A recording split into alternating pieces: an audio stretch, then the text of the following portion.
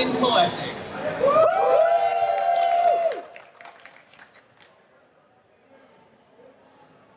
Hi.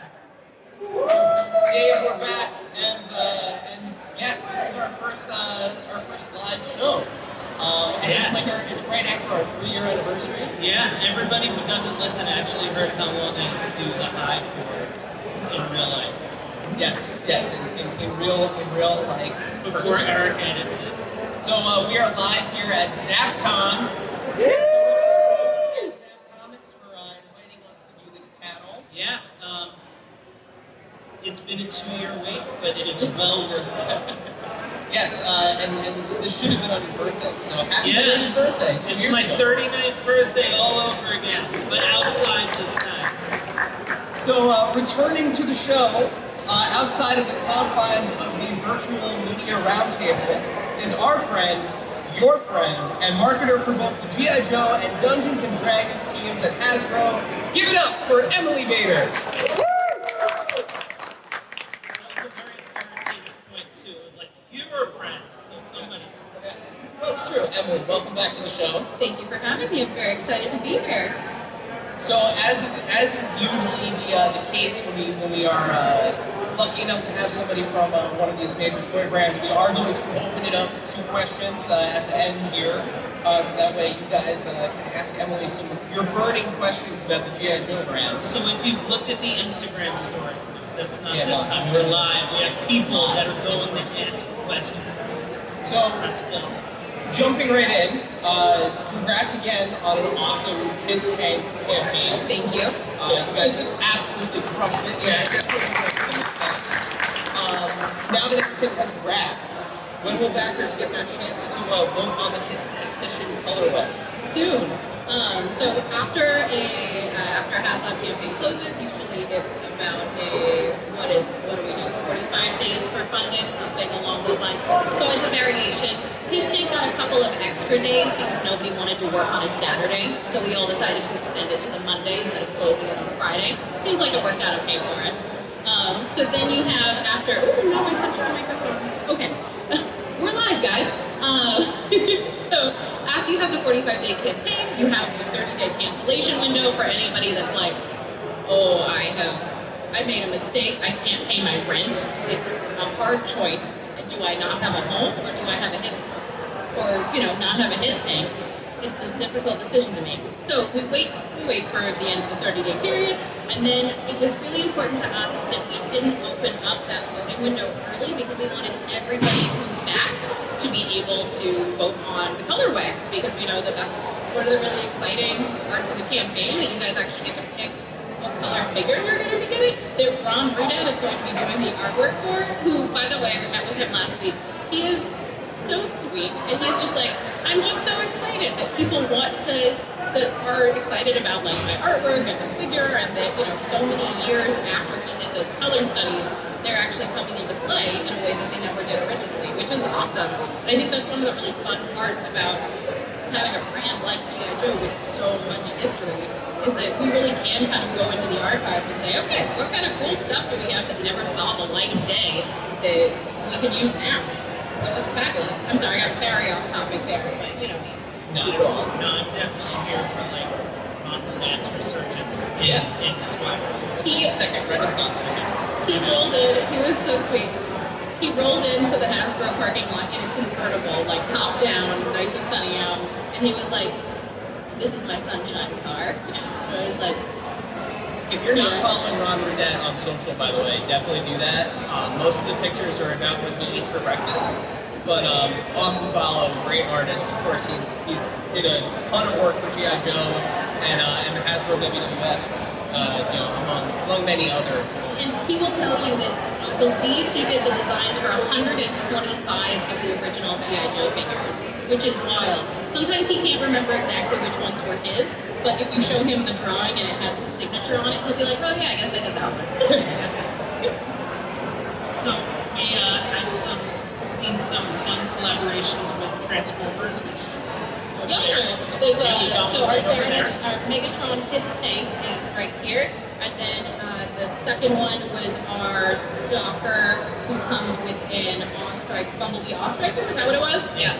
So they have the 3 3/4 inch GI Joes with them. What are the chances that we see collaborations like that for Classified? I would love to do collaborations like that for Classified. It's a little bit easier with 3 3/4 inch figures because of the scale that they are. In order to do it at a 6-inch scale, they would need to be, like, yay. I mean, you guys saw how big the Hiss tank is at 6-inch scale, right? The original one was like this big. And so it's really trying to pick for the vehicles that we're looking at potentially scaling up, or like when we did the Cobra Coil and we did like the Ram Cycle, and the newly announced Trouble Bubble that we're doing, it's picking the things that will scale up appropriately. So like somebody the other day was like, so what are you gonna do with USS Flag in Classified scale? And we're like, well, we did some rough math on that. It would be about 20 feet long, and I'm 5 feet tall and I could stand in it. They're like, all right.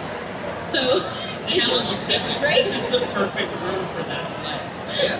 So you could sell it for like $20,000. It could be a man cave. We'd have a great time. But it's kind of picking what the right balance is between that. We did hear from some people about the Hiss tank that they're like, this is about as big of a troop builder thing as I'd have room for on my shelf.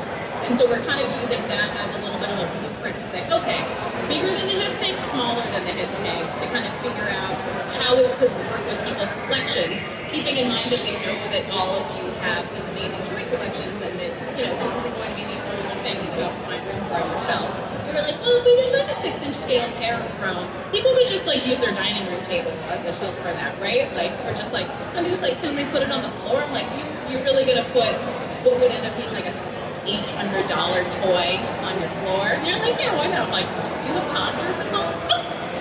Maybe not. Right? Because, that would not happen in my house. Yeah. At least with the Maddie, nailed it. So she'd be fine. It's the little one I gotta worry about. But I mean, even imagine like getting drunk and tripping over that in the middle of the night. Like, oh, I can imagine just tripping. Yeah, That's just like how I operate. It doesn't even need to get drunk to trip over the character. It's just gonna happen. Yeah, I'm just gonna bump into it. Like, that's how I work. But I mean, the collaboration stuff with G.I. Joe and the crossover is so ingrained in the DNA of it. Like, it's just, we're waiting. Yeah, and Sarge. Yeah, we're looking at Sarge Slaughter in front of us right now. By the way, awesome windowless packaging on it. Getting to see this for the first time. And his little micro Sarge that he looks like. we were calling it, we've gotten to meet Sarge a couple of times as we've been working on the figure, and he was holding it the other day, and we were like, oh, it's Sarge, and littlest Sarge. And he didn't not like that, so I'm going to keep saying it.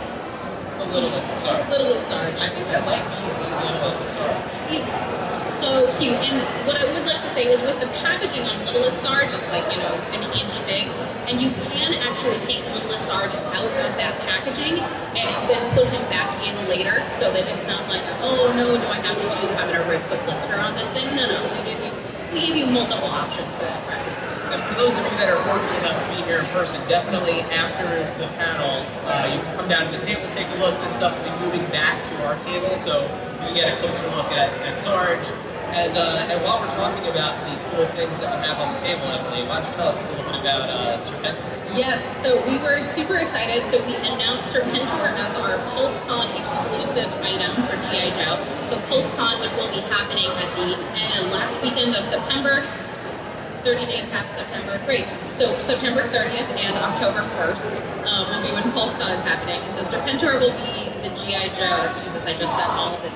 His box is very beautiful. So this is the box matches the Mind Bender that we did for San Diego Comic-Con. And so it is the first time that Serpentor is making an appearance in Classified. He comes with his air chariot and a handful of accessories, 2 different snake cowl head pieces so that you can go a little more modern or more of that kind of retro throwback. Comes with a snake that can keep him company or that he can throw at people, dealer's choice. Oh, and then a cute factor is that the air chariot's mouth actually opens and it has little fangs that you can pop down. So it's the development team worked incredibly hard on this, and so we're really, really excited that people are excited to have it be in their collection. And we continue to have like the best animal figures available. Yeah.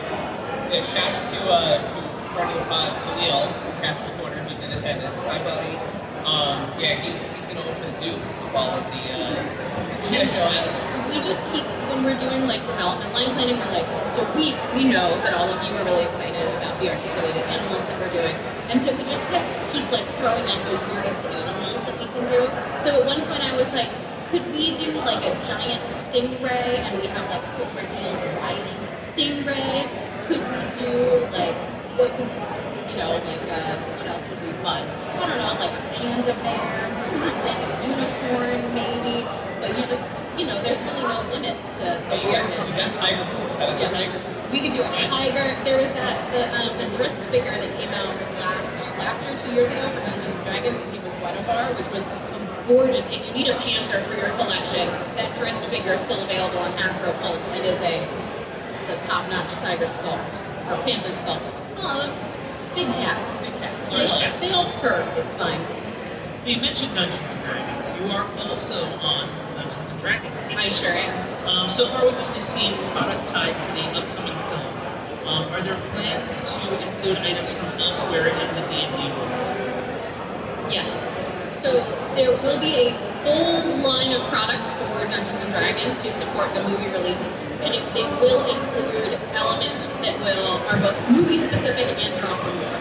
So we really wanted to appeal to kind of a wide range of Dungeons and Dragons fans. So you have the people who may be new to the Dungeons and Dragons universe that are going to see the movie that are like, oh, I saw that gelatinous cube in the trailer. Okay, now here it is in toy form. This is great.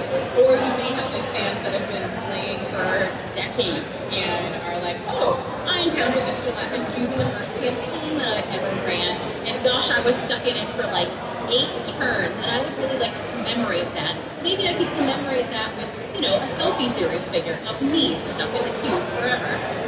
Actually, funny story, on the first day of San Diego Comic-Con, I forgot when I was packing one of our Dungeons and Dragons figures that was supposed to be in the gelatinous cube, and so my selfie series figure actually was stuck in the gelatinous cube when I was doing all of the media interviews for D&D. People would be like, what was that? I'm like, oh, that's me. And then my DM heard what I was saying, and they were like, oh, you want to be in the cube? We can make that happen. I was just gonna say, I know you play. Mm-hmm. Have you wound up in the cube? I have not, because we've all been really busy, so we've only played one session since that happened. But they have promised that our D&D brand writer named Sam is my DM, and they have promised that I will definitely end up in a cube. So Everything comes back to the gelatinous cube. it really does. Yeah. So before we open it up to audience Q&A, we've mentioned Hasbro Pulsecon. Can you tell us a little bit about what we can expect from the G.I. Joe team at the event? Well, so you've kind of figured out at this point that we have a new kind of standard for what we're doing when we do events.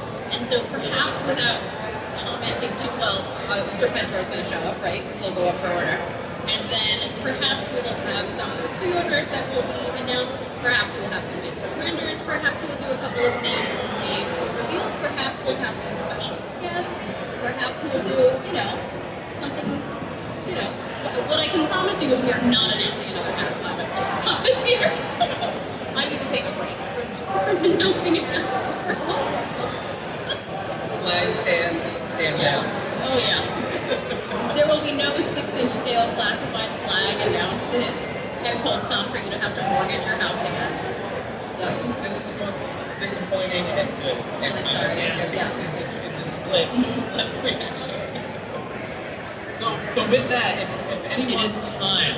If anyone has any questions, we have a little bit of like a microphone conundrum here.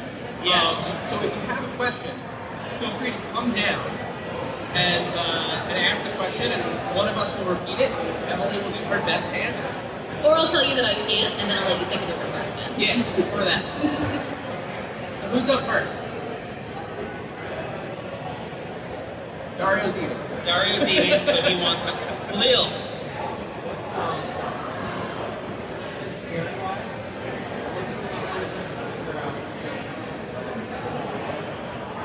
You said you'd repeat it. I know, I can hear it. I heard it. So from an engineering perspective, what has been kind of the hardest item to figure out so far?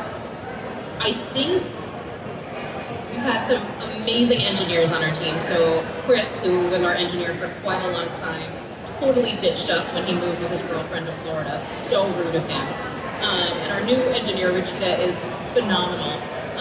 But it's kind of the more unusual the project is, the harder it is to figure out the engineering for.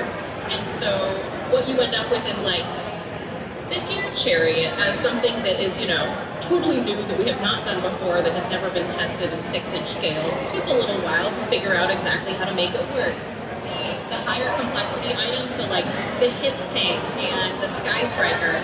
The Sky Striker, oh my gosh, all of the parts that went into that, and it not only was how do we make the coolest plane that we possibly can, but how do we make the coolest plane while also like doing an homage to the toy that came out 40 years ago and making sure that it was like premium and cool and had all this extra stuff. Sky Striker was a hard one. And then I think the Hiss tank, it's been so much fun to get to work with our Spark Labs kind of HasLab team. And so we get like a whole different group of new humans that are coming in to help us problem solve things. And so figuring out, how exactly will the tread work on this? How exactly, what will the weapons rack in the back look like? And which weapons are we including with the figures? How do we make that work so that the consumer experience is as best as it possibly can be? So I'm going to vote vehicles are usually the hardest to figure out. Great question. Great Yes. question. Who's up next?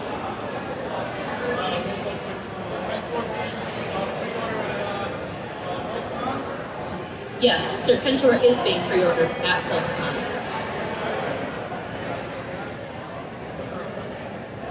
So one thing I just wanted to point out too, Emily, you mentioned that I think maybe not everyone's aware of, but kind of the new direction at Hasbro is that these HasLab projects are being developed by a core team. It's not necessarily the G.I. Joe team, the Star Wars team, or the Marvel Legends team that's developing these. They're actually going to a HasLab team. Yes, it gets a little bit complicated depending on what team it is that's kind of working on it, but essentially we have what we call our Spark Labs team, which is kind of like special projects, but also sometimes entire toy lines. It gets a little murky. But these are now going to be people that have the experience of working across all of the HasLab projects to say, okay, we know, so with experience has taught us kind of these big projects, it turns out, take a lot of our time in a way that maybe makes us not focus as much as our other products that aren't HasLabs. And so being able to kind of take some of that off of our plate. So the brand team essentially becomes consultants on these products. So we meet every week, we talk about what our options are for things for the future. We talk about, okay, for the Hiss tank, kind of the process was, what are the things that are the most important to us? We kind of ranked them. And we're like, okay, what of these is feasible to do? What do we think is something that fans would be excited about? And so it's a lot of kind of back and forth between the teams, but in a really fun way because we get to, I am like a huge fan of, there's no dumb ideas. Throw your ideas out. It doesn't matter if you work in QA and you have a marketing idea. It doesn't matter if you work in product orienting and you have like a design idea. I want to hear them all because I think that we are so much stronger together. And even if maybe your original idea wasn't something that we could use, that could spark a conversation that could kind of snowball into something amazing that we land on where we're like, oh my god, we can't not use this. This is so good. But it also fosters a very collaborative environment, which I think is really nice, and it makes everybody feel like they're all kind of part of the team, which is wonderful. You want to feel like you're part of the team. You don't want to feel like you're, not part of the team. But again, I'm phenomenally tangent, but here we are. So yes, We're here for them. Spark Labs team, and then our great friend Mark from HasLab, who helped us on the Hiss tank, and many other people from the HasLab team. He thinks it's really funny that now there's like the urban legend of Mark from HasLab. Do you have any other questions?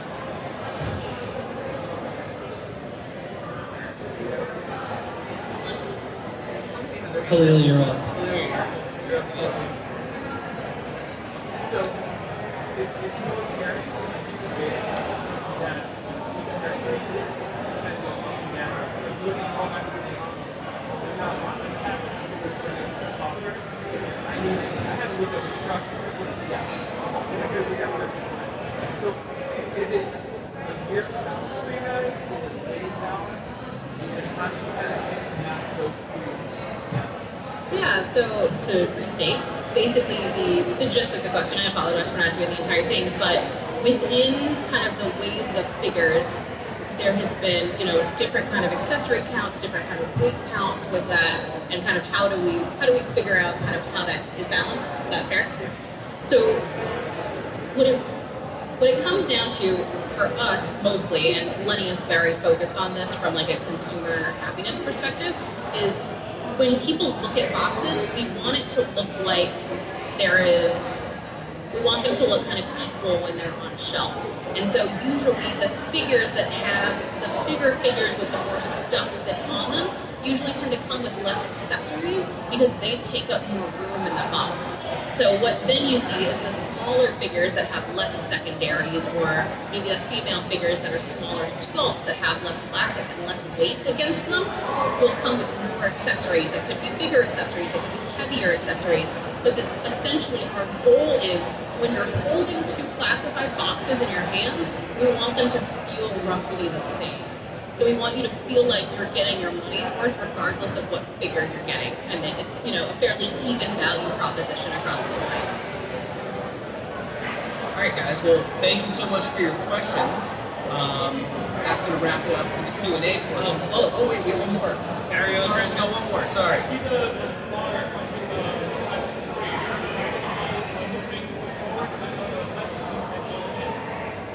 Yes, so essentially, as I'm sure you're well aware, the G.I. Joe team encountered some extreme supply chain issues over the last years. And so the original intention was for G.I. Joe to also be plastic-free starting in September of this year. Because of those issues, essentially product was pushed about 6 months on shelf. So what you'll see is that our next mainline wave that will be on shelf in April of 2023. So the next one that's being announced, so you've seen renders of it, it's the CoverGirl, Marauders Barbecue, Falcon, I'm missing one. Crimson Bat. Nailed it. So that wave, which is going to be our 4/1/23 wave on shelf, is going to be our first plastic-free mainline wave. So yes, so this is the direction that all of the classified boxes are heading. One of the things that's nice about G.I. Joe is we have a history of doing plastic-free boxes because that's essentially what the products were in the 80s. So if you look at like those vehicle boxes, they were plastic-free, they were closed box. And so we're kind of excited to get to bring that mentality to classified and kind of see what that means. And then, with all things, there will kind of be an evolution of what that means, and for the different price points, kind of how that gets represented. But yes, so we will be going plastic-free, like Legends of Black Series are doing.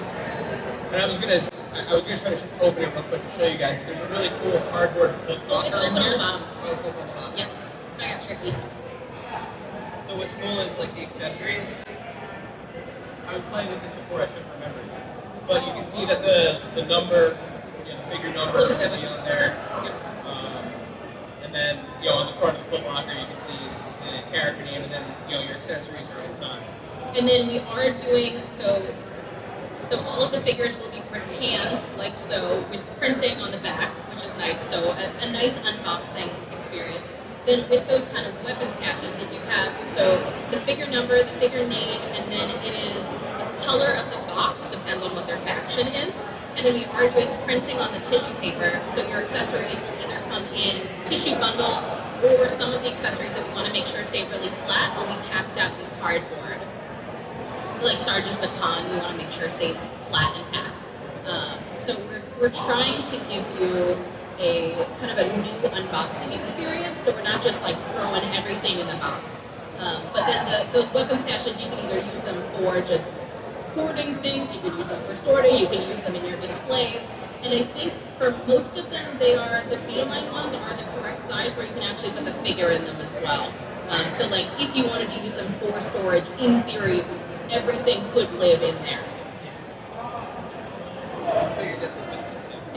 Yeah, I mean, I can just picture already, like, just kind of stacking these up in like a display, with like the name and the I like that, Yeah. the And what like a nice brag that would be to basically have like a pyramid structure of those sitting on shelf to be like, yeah, I bought all these. What's up?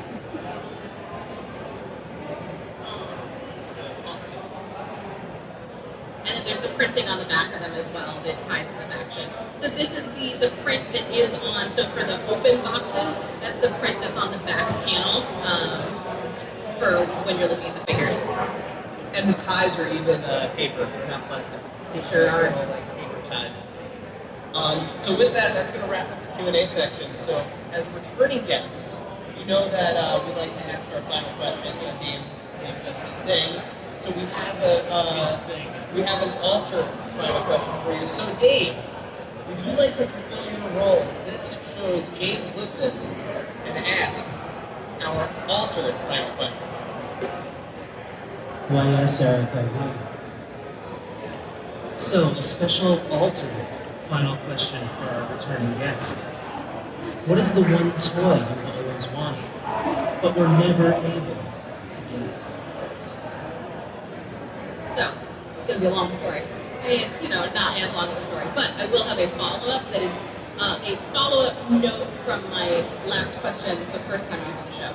So, when I was a wee youth, growing up in the suburbs of Portland, Oregon, my neighbors were 2 and 4 years older than I were, which meant that they were really, really cool. So imagine like little Emily, approximately 2 or 3 years old, ringlet curl hair, lots of freckles, super adorable. And our neighbors had a ride-in Barbie Jeep. And I thought it was the coolest thing in the entire world. And so they would leave their driveway and go through a cul-de-sac, and come up my driveway and come to my front door, and ring the doorbell and say, can Emily E come out and play? And then I would get to get in the Barbie Jeep and we'd go back to their house. And all I wanted as a child was a Barbie Jeep. And for some reason, my dad said no. And like, it's also important for backstory to know that my dad did not say no to me a lot as a child. And when you ask him now, hey, why didn't you let me have a ride-in Barbie Jeep when I was little? He doesn't remember why. So I think it's just, you know, character forming essentially. But so, as a 90s child, I really would have liked to have that ride-in Barbie Jeep. Now I figured out that as an adult, there are several things that I can do to rectify that situation. One, I would buy a Barbie Jeep, but like, adult humans can't fit in those, so I would just look at it. I could like put my 11-pound dog in it, basically. So then I was thinking, okay, what could I do to fix this situation? So it has occurred to me that if I pick a significant milestone in my life, say, I don't know, when I turn 40 or make director at Hasbro, which will obviously be a thing sometime in the future, what I'll be able to do is, I had a toy Barbie Jeep for my Barbies. I got shirt PRs like, thank you, Emily, for talking about Barbies on a Hasbro thing. So it was like the 1994 like Barbie Sunrider, and it was pink and it had flowers on the side of it. And I still have mine from when I was little. But it has occurred to me that as an adult, I have disposable income as like an in theory thing, and that I could go buy a vintage Jeep, take it to an auto body shop, take my toy Jeep with it, and say, can you make this onto this for a human?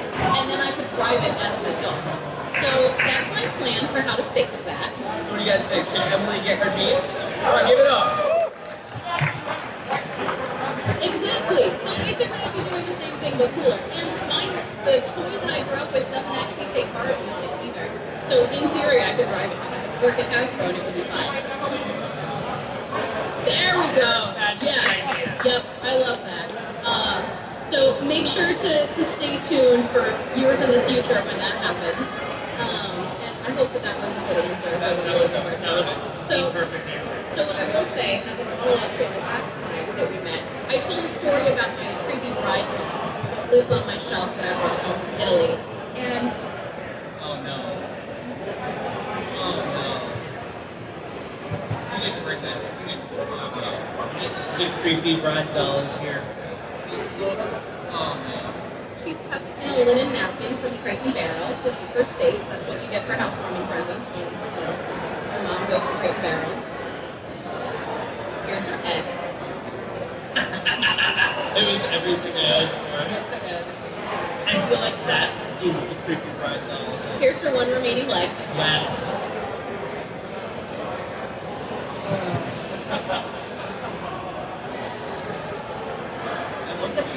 liquor bottle. To be fair, this is a Ziploc snap and lock storage container. But yes. And here's her creepy little torso. Oh, amazing. Well, everybody, give it up for the Brad doll. Yes.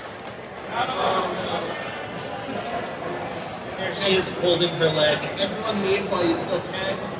The bride doll now as like Before this curse As our souls. fully washes over everyone, Emily, and before we end this panel, remind everyone, where can they find out more about the G.I. Joe brand on the internet? Where can they find you? Yes. where can they find the creepy bride doll? The creepy bride doll lives in my living room, so I would really appreciate it if you didn't come and find more information about that. So we are on official social channels as G.I. Joe. Go to Hasbro Pulse for more information about all of our amazing products. I am on social. I am more phenomenally Emily. I think on everything. I only use Instagram really though, which is fun because I don't have personal social channels, so I just post about work. But that's how you find out more about us. And so on behalf of the entire G.I. Joe toy team, we are so thankful that all of you are interested enough in our products and want to, chat with us. And thanks for having me on the show again. Guys, give it up for Emily. And thanks again to the folks at Zapp Comics for inviting us to Zapp Con. This was 2 years in the making, and we're so happy to do our first live show with you guys. And thank you everybody for watching. Yeah, watching. We can actually say Yeah. this. Thank you for And watching. listening. And sticking through our technical difficulties that you will know nothing about on this episode. Well, now they're. Yeah, now they Well, Good now you job. said it out loud. Yeah. Make sure you come back to the table over there to get a closer look at the G.I. Joe figures. But also watch the rest of the panels. I was going to say the Twisted Toy Fair Theater reunion is coming up next, so you don't want to miss that. Guys, thank you again. Thank you everybody. Enjoy the rest of Zapp Con.